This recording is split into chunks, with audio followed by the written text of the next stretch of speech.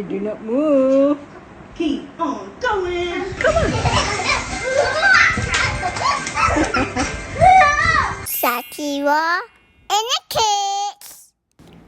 Jangan lupa like dan subscribe ya.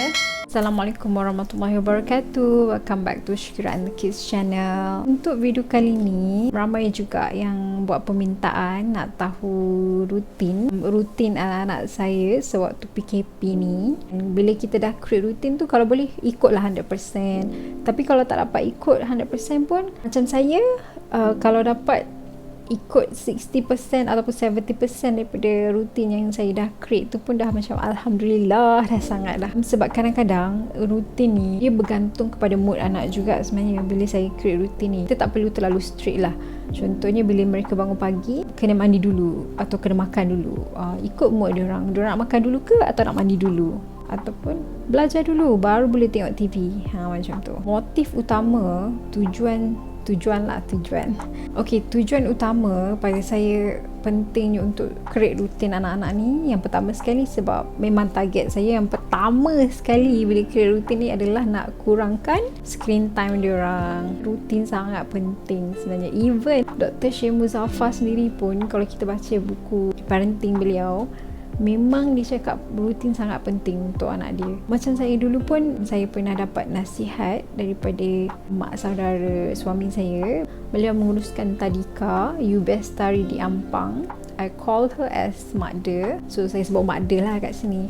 So Mak De pernah beri tips pada saya beberapa. Yelah, dia dah berpengalaman kan jaga banyak sangat budak dan dah jumpa banyak kanak-kanak autistik. Antara tips yang Mak De pun bagi tahu saya ialah kena create rutin untuk anak. Bila dah buat rutin ni sangat-sangat membantu sebenarnya. Sebab kalau dulu daripada segi tengok TV, anak saya memang sebelum create rutin, pagi tengok TV, petang tengok TV, malam tengok TV. Kemudian tujuan kedua pentingnya rutin ni sebab ia mudahkan saya untuk urus anak-anak. Dan yang ketiga, saya perasan bila adanya rutin anak-anak saya, ni saya cakap untuk anak saya lah, saya tak tahu anak orang lain. Bila ada rutin, memang mereka kurang mengamuk, kurang buat perangai sebab mereka tahu apa yang mereka kena buat hari-hari dan benda tu dah jadi kebiasaan. Ikutlah, kadang-kadang ada rewards, kadang-kadang tak ada. Kadang-kadang saya cakap je, okay, kalau kita belajar hari ni, nanti mama bagi gummy, you know gummy bear tu. Okay, bila dah habis belajar, kadang-kadang diorang sendiri yang lupa. Tak ada orang tak ingat lah pasal gummy tu. Kadang-kadang saya tak bagilah. Alhamdulillah tak ingat. Dan kita beri mereka heads up lah bila daripada transition satu aktiviti kepada aktiviti yang lain, pertukaran aktiviti tu, saya make sure saya bagi mereka heads up. Oh okay, lepas ni lagi 5 minit kita buat aktiviti ni, macam tu. Right now we watching TV, 10 more minutes we have to stop, we have to go shower. So mereka tak mengamuk. Try lah. Kalau tak pernah cuba teknik ni, cuba. Kita bagi mereka heads up. Okay, kalau anak kita tengah tengok TV, kalau kita tiba-tiba tutup TV, diorang mesti mengamuk kan? Betul tak? So sebelum tutup TV, okay, lagi 10 minit. Okay, lagi 10 minit kita tutup TV, kita pergi main kat luar. Mula-mula remind lah, okay, lagi 8 minit. Remind, okay, lagi 5 minit. Kemudian, okay, lagi 3 minit. Lagi 2 minit, 1 minit. Lepas tu kita countdown lah sama-sama. 10, 9, 8. Anak-anak seronok sebenarnya. Sekarang kita masuk rutin anak saya. Noah ni, badan dia memang macam ada alarm clock sendiri. Dia memang akan bangun pukul 7 pagi.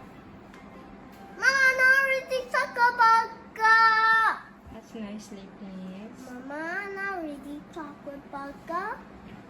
Okay. Please, Mama. Okay.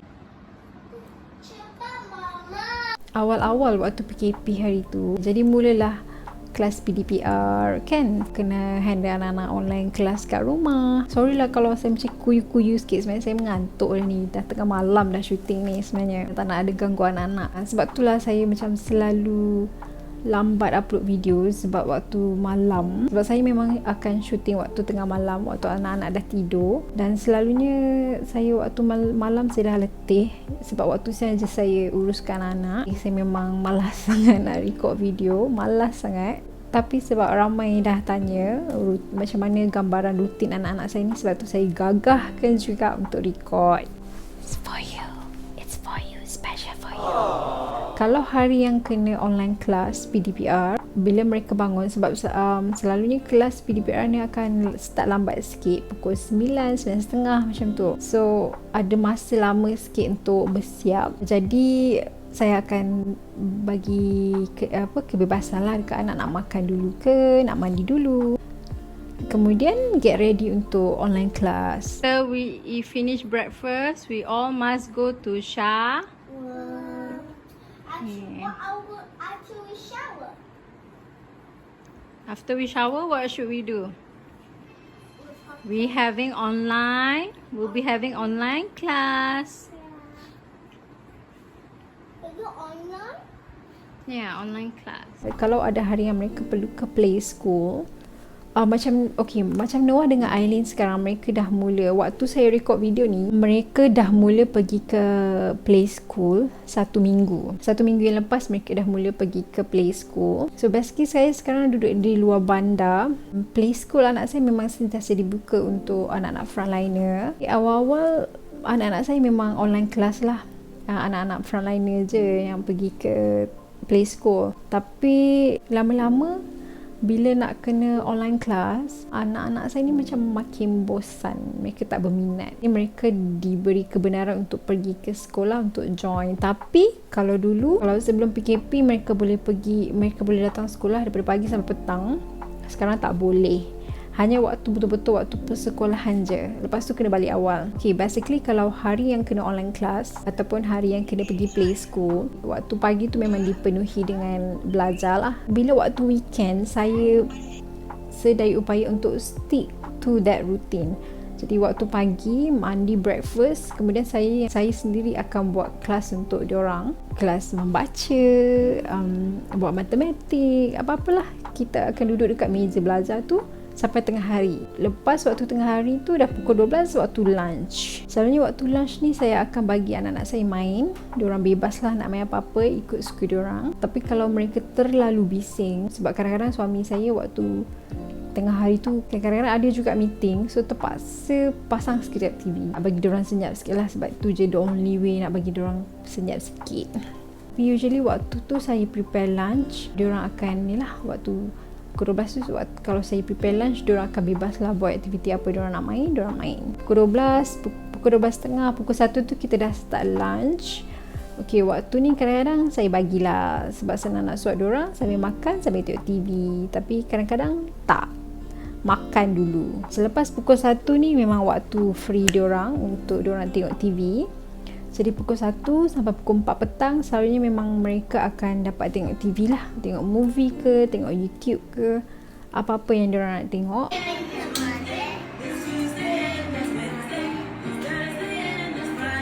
And then it's Saturday, days of the week. Come on guys. Days of the week.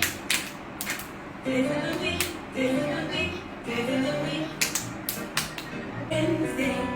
Today is Wednesday. Today is Wednesday. Today is Wednesday. Today is Wednesday. All day long. Dan disebabkan saya ada 3 anak, jadi diorang ni bergila-gila. Jadi diorang ni bergila-gila lah buat permintaan. Seorang nak tengok Pony Toy, seorang nak tengok Lightning McQueen, seorang nak tengok Frozen. Sebab dah biasa take turns ambil giliran. So Alhamdulillah diorang okey lah, diorang okey je. Dan anak-anak saya ni saya perasan kadang-kadang apa yang mereka tengok tu diorang bosan, diorang ketinggalkan aja TV, diorang pergi main benda lain. Macam tu. Itu benefit dia bila kita bagi tengok TV daripada tengok gadget kat phone ataupun iPad, tablet, apa-apalah. Mereka masih lagi aware keadaan surrounding berbanding bila mereka pegang phone. 1 sampai 4 ni memang akan tengok TV. Selepas pukul 4 mereka sendiri akan automatically akan selalunya boring tengok TV. Mereka akan explore benda lain, mereka akan pergi main kat luar ataupun mereka menyepahkan rumah. Selalunya menyepahkan rumah lah. Okey, selalunya menyepahkan rumah. Okay, jadi selepas pukul 4, jadi selepas waktu pukul 4 sampai sebelum maghrib tu memang diorang akan main lah. Diorang akan main kat luar ke. 1, 2, 3. Anna, I cannot see the ball. 2, 3. Wow.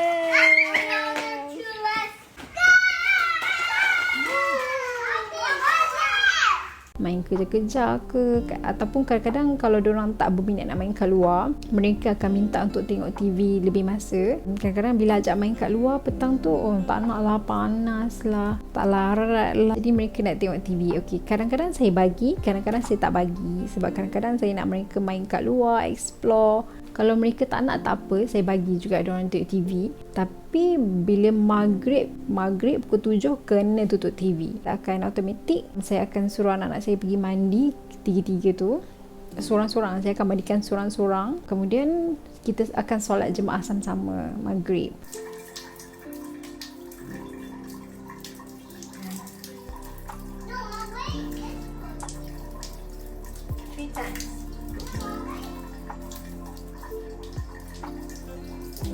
Waktu ni lah kita nak ajar mereka konsep ketuhanan kan. Kita nak mereka faham siapa yang menciptakan kita, siapa tu Allah, kenapa kita solat. Waktu ni lah. Sebab anak-anak ni dia tak akan ikut apa yang kita cakap, dia akan ikut apa yang kita buat. Kita kena ajak diorang join sekali. Tak solat pun tak apa, main-main je.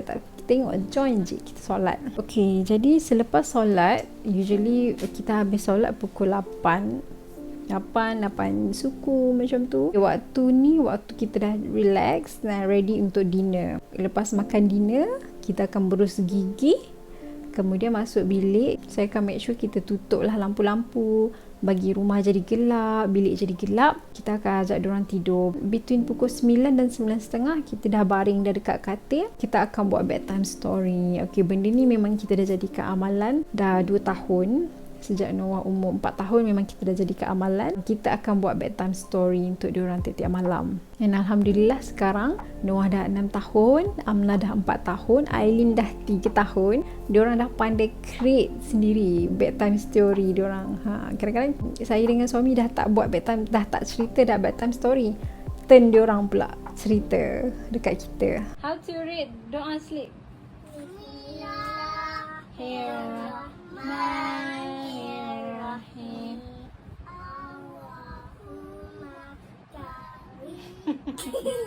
Now it's bedtime story. Who wants to tell bedtime story? Okay, Aileen. Okay, should we turn off the light? Yes. Pukul 9.30 dah tidur dah. Pukul 10 dah tidur dah. Senyap dah. Dari segi tugasan kerja rumah, saya melatih anak-anak saya. Sebab mereka ni baru 6 tahun, 4 tahun dan 3 tahun. Tugasan yang sangat-sangat mudah je lah saya latih diorang. Maksudnya lepas makan, mesti kena ambil pinggan, bowl tu ataupun cawan letak dalam sink. Okey, itu je, tak perlu basuh, just letak dalam sink. Baju kotor bila nak mandi, mereka cabut, mereka kena letak dalam bakul baju kotor. Masih lagi dalam proses. Sebab mereka ni suka melonggok. Mereka suka longgok atas lantai. So itu masih lagi dalam latihan lah. Lepas mandi, pakai baju sendiri, pilih baju sendiri dan pakai baju sendiri. Lepas mandi, Noah dan adik dia Amna boleh pergi pilih baju sendiri, pakai baju sendiri. Macam Aileen, saya masih tolong lah sebab dia baru 3 tahun. Tolong susun kasut, benda-benda macam tu lah.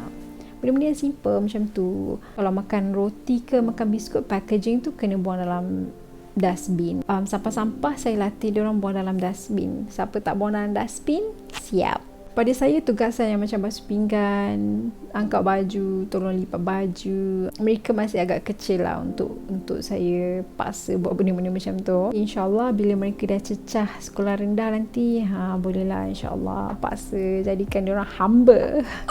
Tak adalah, saya gurau je. So itu saja rutin anak-anak saya. Simple je, tak ada benda yang menarik sangat. Saya rasa banyak lagi yang buat aktiviti menarik kat rumah. Boleh dapat gambaran lah kan apa yang saya dan anak-anak saya buat kat rumah. So insyaAllah jumpa lagi video akan datang. Assalamualaikum.